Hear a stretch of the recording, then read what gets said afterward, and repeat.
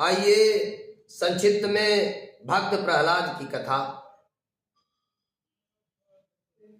प्रहलाद जी के पिता का नाम हिरण्यकश्यपु था, उनकी माता का नाम कयाधु था और गर्भ में ही नारद जी उनको ज्ञान दे दिए थे। जब भक्त प्रहलाद जन्म लिए तो भगवान का नाम लेते हुए जन्म लिए और हमेशा भगवान का नाम ही लेते थे। श्री हरि विष्णु का नाम लेते थे, वासुदेवाय नमः। और हिरण्यकश्यपु भगवान का बहुत बड़ा विरोधी था। क्यों विरोधी था? कि उसका भाई था एक हिरण्याक्ष। हिरण्याक्ष जो था वो पृथ्वी माता को बहुत गंदी जगह पर लेकर चला गया था और भगवान 12 रूप बनाकर हिरण्याक्ष को मारकर अपने मुंह के ऊपर उस सिंह पर लेके पृथ्वी माता को ऊपर आते हैं, धरती माता को ऊपर आते हैं, पाताल में लेके चला गया था। और उसको मारने के बाद ये बहुत बड़ा विरोधी बन गया। बोला मैं ही भगवान हूं, मेरी ही पूजा करो और कोई भगवान नहीं है। और प्रहलाद जी भगवान का नाम लेते थे। इनको भेजा अपने गुरुकुल में, जो उसका गुरुकुल था, भेजा कि इसको पढ़ाओ इस बच्चे को। लेकिन प्रहलाद जी खुद उनको पढ़ा दिए। वो सब बोले कि हमसे नहीं सपरेगा भैया, आप अपने बच्चे को ले जाओ, ये नहीं पढ़ेगा। हम लोग पढ़ाते हैं, उसका ये विपरीत ही बोलता है। वही श्री हरि सब कुछ हैं, सब कुछ करने वाले वही हैं और हम लोग को ही पढ़ा दे रहा है। लाया, गुस्से में हुआ, आग बबूला, 2 कसाईयों को बुलाया, इधर आओ। 2 कसाई आए और बोला कि इस बच्चे को लो। मां चिल्लाती रही, छटपटाती रही, लेकिन एक नहीं सुना। बोला इस बच्चे को ले जाओ, जो बड़ी वाली खाड़ी है वहां से इसको नीचे फेंक देना। 2 कसाई लेकर जाते हैं, ऊपर से नीचे फेंक देते हैं। भगवान श्री हरि विष्णु जी उनको बचा लेते हैं। फिर प्रहलाद जब आ जाते हैं तो नहीं माना। वो कसाई बाप अपने ही बेटे को उठाकर बोला तेल खौलाओ। खौलते हुए तेल में, उबलते हुए तेल में अपने ही बच्चे को फेंक देता है। और जब प्रहलाद जी तेल में जाते हैं तो तेल भी फूल बन जाता है। मेरे प्यारे, भगवान के नाम में इतनी शक्ति है कि मत पूछो कितनी है। जैसे हरि अनंत, हरि कथा अनंता, वैसे ही शक्ति ही अनंत है। उसकी एक बहन थी, वो बोली भैया ऐसे नहीं काम बनेगा। मुझे ब्रह्मा जी का मैं वरदान पाई हूं कि मुझे आग में कुछ नहीं होगा, जलती हुई आग में मैं रह सकती हूँ। एक काम करो कि इस बच्चे को दे दो और मैं लेकर आग में, बहुत बड़ी चिता लगाओ और मैं लेकर आग में बैठ जाऊंगी, ये जल जाएगा, मैं बच जाऊंगी।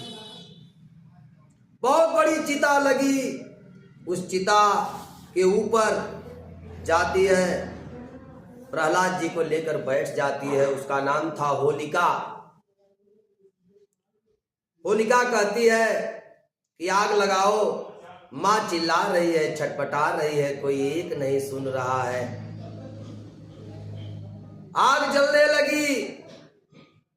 होलिका को ये पता नहीं था कि ब्रह्मा जी वरदान दिए तो कह भी दिए थे कि दुरुपयोग मत करना, इसका सदुपयोग करना, लेकिन दुरुपयोग मत करना। इस बात को ध्यान नहीं था उसका, और वो होलिका लेकर बैठ जाती है, आग जलने लगती है। कुछ देर के बाद उसमें भगवान का नाम आता है, होलिका चिल्लाने लगती है और छटपटाने लगती है और जल जाती है। बहन जब जल जाती है, न जाने कितने यत्न किए प्रहलाद जी को मारने के लिए हिरण्यकश्यपु, और हिरण्यकश्यप बुलाता है भरे दरबार में और कहता है कि बुला अपने भगवान को, कहाँ है तेरा भगवान।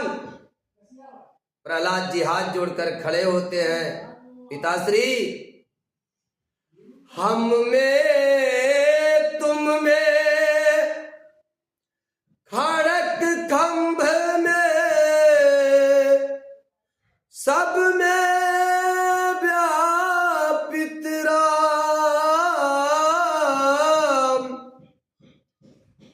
हिरण्यकश्यप कहता है अच्छा तो तेरा भगवान खंभे में भी है। कहते हैं हर जगह हम में और तुम में, खड़क खंभ में जो तलवार लिए हो खड़क, उसमें भी भगवान है और खंभे में तो है ही है।